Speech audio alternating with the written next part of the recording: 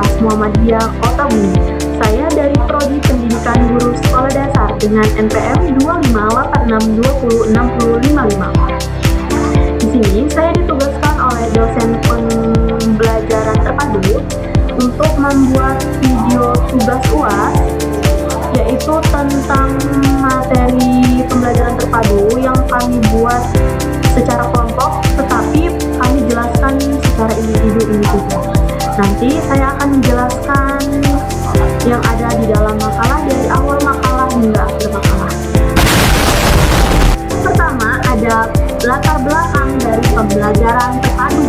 Pendidikan mengembangkan potensi peserta didik secara menyeluruh melalui pendekatan pembelajaran. Satu pendekatan yang sesuai diterapkan di sekolah dasar adalah pembelajaran terpadu, yaitu pembelajaran yang mengintegrasikan beberapa mata pelajaran dalam satu tema agar siswa lebih paham dengan konsep-konsep pembelajaran. Selanjutnya ada rumusan masalah. Yang pertama, apa saja yang dihadapi guru dalam mencegah pembelajaran terpadu. Yang kedua, bagaimana keterbatasan sarana dan sumber belajar mempengaruhi keterpaduan pembelajaran. Yang ketiga, mengapa evaluasi pembelajaran seringkali belum mencerminkan keterpaduan antar aspek.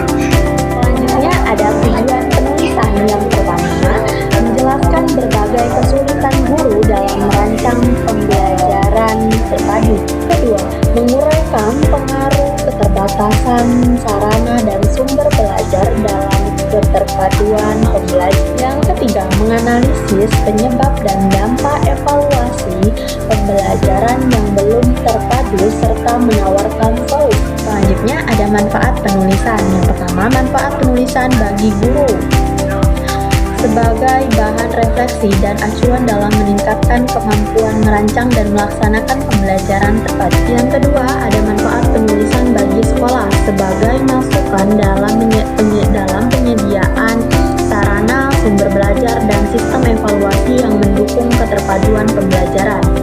Yang ketiga, manfaat penulisan bagi mahasiswa sebagai referensi dalam mengkaji lebih dalam penerapan pembelajaran terpadu di sekolah dasar. Selanjutnya masuk ke bab 2, yaitu pembahasan. Yang pertama ada pengertian dan konsep pembelajaran terpadu.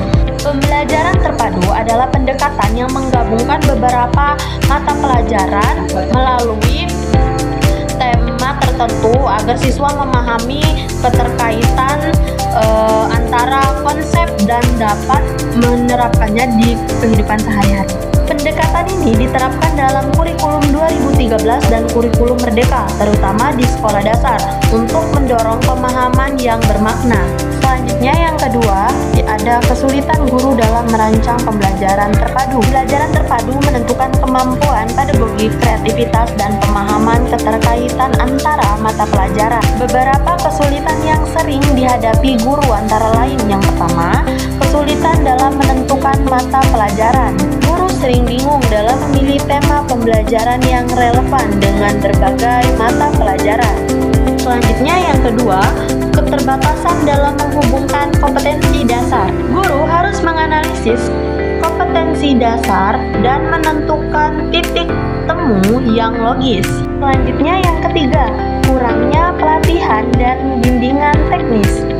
Banyak guru yang belum mendapatkan pelatihan khusus tentang bagaimana merancang pembelajaran terpadu.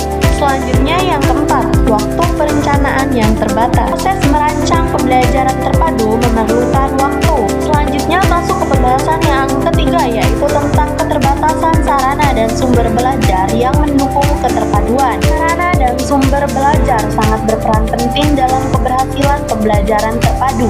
Namun, banyak sekolah khususnya di pedesaan yang mengalami kesulitan dalam alat dan media pembelajaran, sumber belajar yang variatif, serta pemanfaatan lingkungan yang belum optimal. Kondisi ini menyebabkan pembelajaran kurang kontekstual dan kurang bermakna bagi siswa. Selanjutnya masuk ke pembahasan yang keempat, yaitu tentang evaluasi pembelajaran yang belum terpadu. Evaluasi pembelajaran terpadu bertujuan menilai ketercapaian belajar secara menyeluruh pada aspek kognitif, efektif, dan psikomotor. Di banyak sekolah evaluasi masih dilakukan, terpisah antara mata pelajaran dan lebih menekankan teks tertulis, hingga belum mencerminkan kemampuan siswa secara holistik. Permasalahan ini disebabkan karena kurangnya pemahaman guru dalam penilaian autentik serta kurangnya waktu. Selanjutnya masuk ke bab yang ketiga, yaitu penutup. Yang pertama ada kesimpulan. Pembelajaran terpadu penting karena memberikan banyak pengalaman yang bermakna, namun masih menghadapi kendala seperti kesulitan guru dalam perencanaan, keterbatasan sarana dan sumber belajar, serta evaluasi yang belum terpadu. Oleh karena itu, diperlukan peningkatan kompetensi guru, penyediaan sarana dan sumber belajar, serta evaluasi yang autentik dan menyeluruh. Selanjutnya penutup yang ketiga, yaitu saran-saran. Yang pertama, bagi guru meningkatkan kemampuan dalam merancang dan melaksanakan pembelajaran terpadu melalui pelatihan. Selanjutnya yang kedua, yaitu bagi sekolah diharapkan menyediakan fasilitas dan sumber belajar.